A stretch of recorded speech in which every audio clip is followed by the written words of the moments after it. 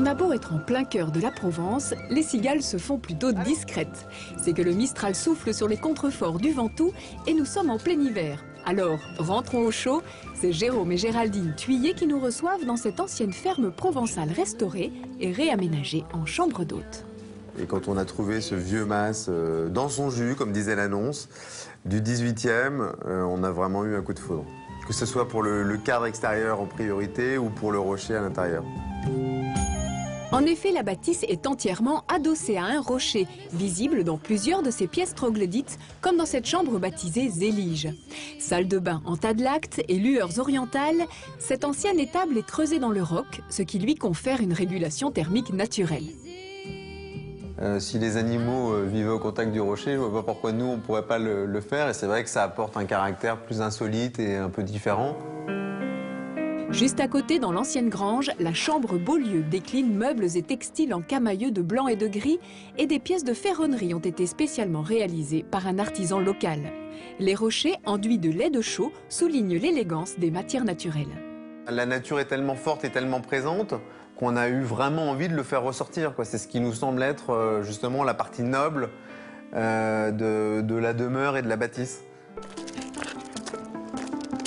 Pour poursuivre la visite, il faut marcher quelques dizaines de mètres le long d'un ponton et pénétrer dans un sous-bois de chêne vert, juste face aux dentelles de Montmirail. C'est dans cet écrin, perché au-dessus d'un canyon, que se cache une magnifique cabane sur pilotis. C'est une cabane au milieu d'un bois avec un décor un peu fantasmagorique qui change complètement de ce qu'on a l'habitude de voir autour de soi aujourd'hui ici. Dans cette structure de bois, la roche reste présente dans l'encadrement du lit ou avec ses vasques de pierre noire venues d'Indonésie. Et l'atmosphère apaisante du lieu inspire les hôtes de passage, volontiers poètes pour l'occasion.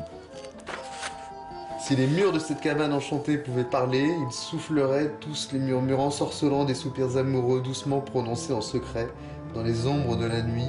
Le soir est tombé, mais pas le Mistral. On reste au chaud dans l'ancien corps de logis du Mas, lui aussi affranchi des stéréotypes provençaux.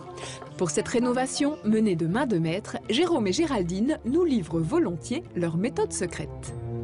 Mais faut pas trop réfléchir dans ce genre Non, faut pas réfléchir du tout. Même. Dans ce genre de projet, je pense que quand voilà, on a sa vision, on sait où on veut aller, il faut y aller, quoi. Surtout quand vous arrivez dans une maison où il n'y a pas de chauffage, faut pas réfléchir, faut y aller.